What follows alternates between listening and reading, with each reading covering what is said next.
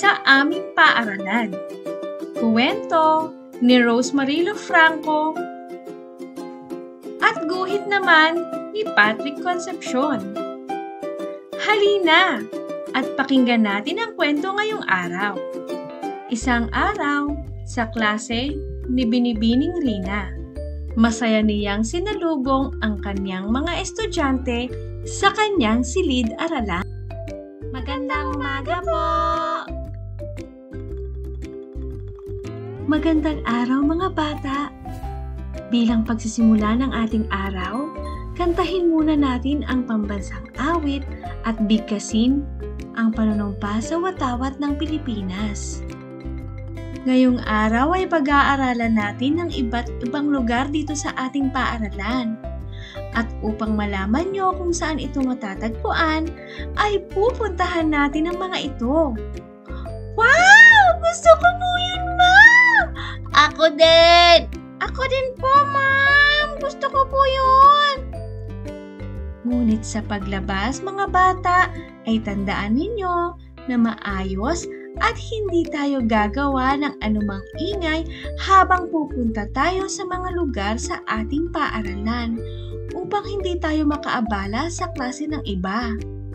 Opo, Ma'am! Ngayon, kailangan na sa inyong paglabas ay mayroon kayong kapareha.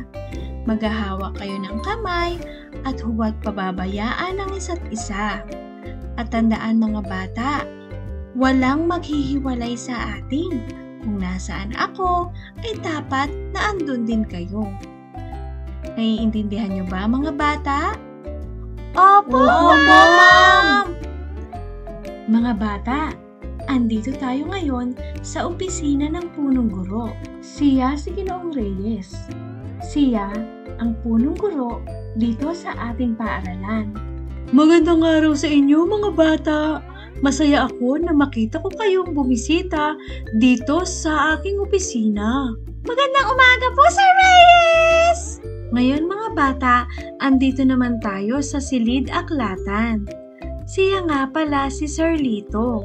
Siya ang nangangalaga sa mga aklat na nakikita nyo rito sa loob. Magandang araw mga bata! Masaya ako na makita kayo ngayong araw. Magandang umaga po!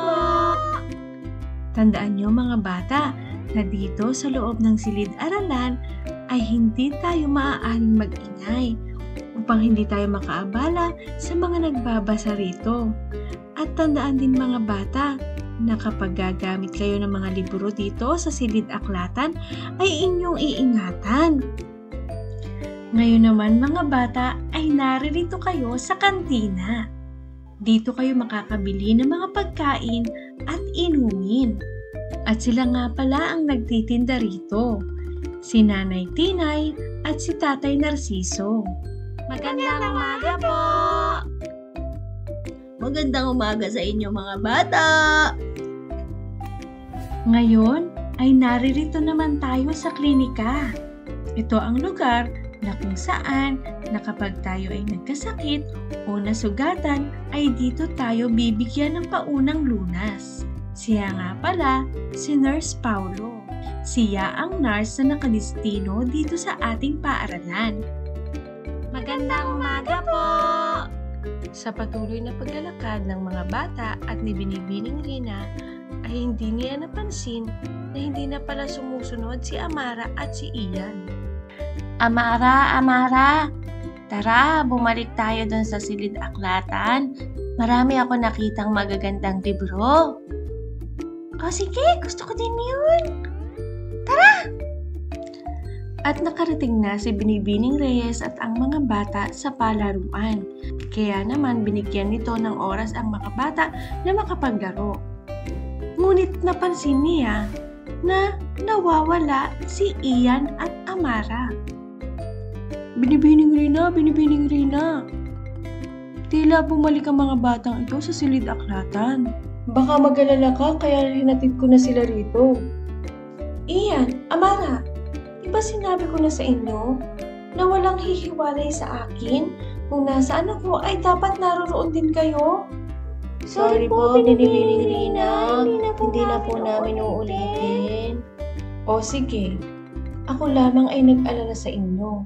Sa susunod, kung may nais kayong puntahan, ay magpaalam muna sa akin.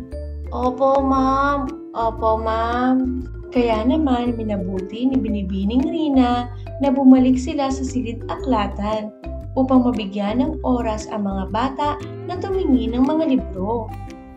At dito nagtatapos ang kwento natin ngayong araw. Hanggang sa muli, paalam!